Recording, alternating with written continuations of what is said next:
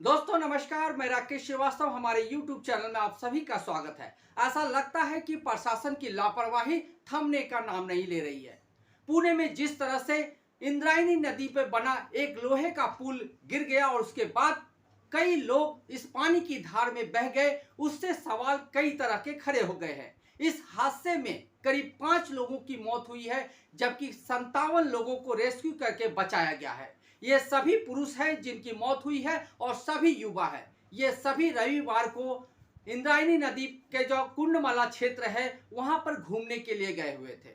ये एक पर्यटक स्थल है और हर संडे को यहाँ पर बड़ी संख्या में लोगों का जमावड़ा होता है। यहाँ पर सेल्फी लेते हैं और यहाँ पर पर्यटन का आनंद उठाते हैं। लेकिन आपको मालूम होना चाहिए कि कुंडमाला के क्षेत्र में बना ये पुल पिछले 3 महीने से बंद रखा गया था। बंद रखे जाने के बावजूद बड़ी संख्या में यहाँ पर्यटक जुट गए और पर्यटक जुटे ही नहीं बल्कि इस पुल से होकर गुजरने भी लगे। इसके साथ ही उन्होंने अपने वाहन भी चढ़ा दिए। वाहन चढ़ाने की वजह से चूंकि ये पुल काफी जर्जर हो चुका था, इसकी वजह से पुल का एक हिस्सा नीचे गिर गया और नीचे पिछले 2 दिनों से जो बारिश हो रही है लगातार, उसकी वजह से इंद्रायणी नदी में पानी की काफी तेज धार थी और इस पानी की तेज धार में देखते ही देखते कई लोग बह गए। इसके बाद जैसे ही खबर ये प्रशासन को लगी, उसके बाद प्रशासन की तरफ से भाग दौड़ शुरू हुई। एनडीआरएफ की टीम आई, वन्य जीव सेना की तरफ से टीम आई और भी कई तरह की जो रेस्क्यू ऑपरेशन चलाने वाली टीमें हैं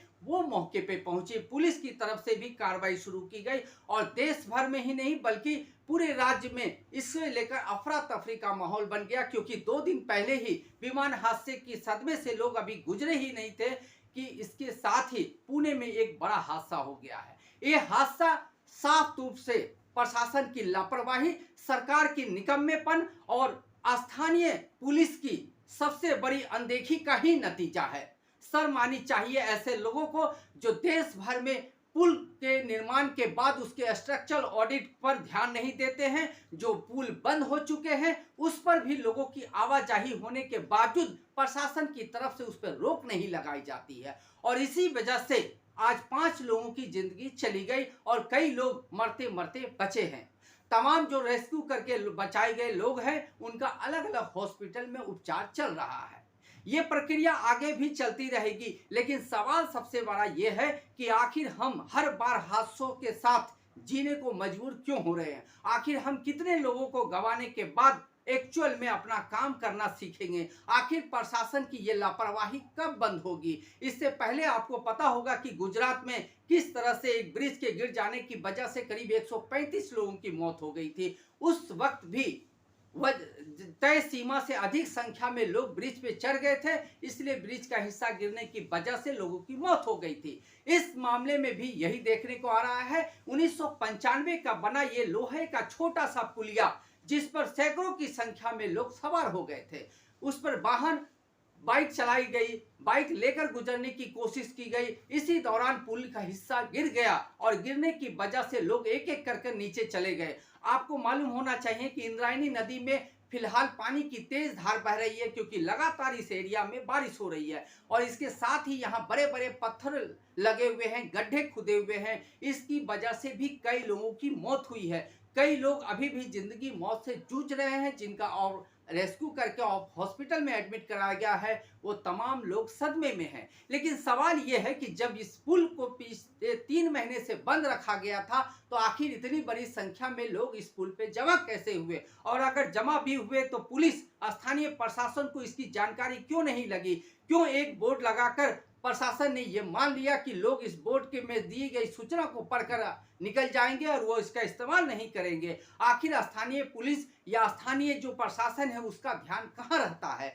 क्यों नहीं ऐसे लोगों को रोका गया जो पुल पर चल रहे थे। लेकिन समय रहते इस देश में कोई भी व्यवस्था काम नहीं करती है। जब कोई बड़ा हादसा हो जाता है उसके बाद प्रशासन की भागदौड़ शुरू होती है, तमाम तरह के बयानबाजी शुरू होते हैं। अब देवेंद्र फडणवीस, अजित पवार और तमाम बड़े नेता बयान दे रहे हैं और इसकी जांच की बात कर रहे हैं। सवाल देवेंद्र फडणवीस से भी है कि अगर आपके ही स्टेट में एक ऐसा जर्जर पुल है तो आखिर इसका स्ट्रक्चरल ऑडिट कराकर इस पर रोक क्यों नहीं लगाई गई? अगर रोक लगाई गई तो ये सुनिश्चित क्यों नहीं किया गया कि इस पुल से होकर कोई ना गुजरे? लेकिन आप तमाम तरह की राजनीति कर ले, लेकिन स्थानीय लोग इसी तरह के दंश को झेलते रहते हैं। आपको मालूम होना चाहिए कि जो यहाँ के स्थानीय लोग हैं, उनका आरोप है कि पिछले कई बार से वो लगातार प्रशासन से पुल को नए पुल बनाने की मांग कर रहे हैं और जर्जर पुल को लेकर शिकायतें कर रहे हैं, लेकिन प्रशासन की सुनता नहीं है और प्रशासन की इसी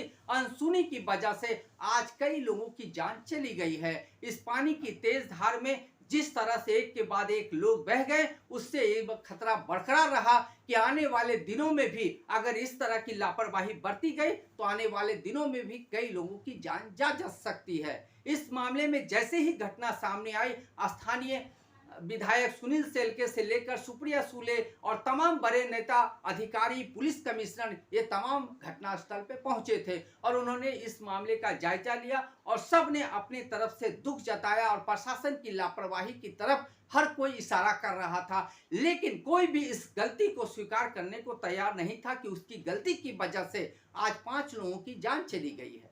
आखिर इस तरह की लापरवाही के लिए किसे दोष ठहराया जाए? क्या पुलिस की तरफ से या प्रशासन की तरफ से ऐसे लोगों को दंडित किया जाएगा जिनकी लापरवाही से आज 5 लोगों की जान चली गई है और कई लोग मरते मरते बचे हैं, उनका इलाज चल रहा है, तमाम तरह के हॉस्पिटल्स में उन्हें एडमिट कराया गया है, उनकी भी हालत नाजुक बनी हुई है।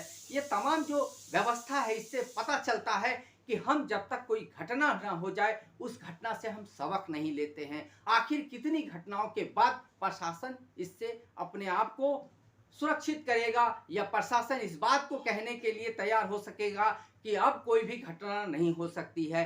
आप अगर देख ले तो हर मानसून में इस शहर में तमाम तरह के गड्ढे, नाले, गटर खुले हुए नजर आएंगे।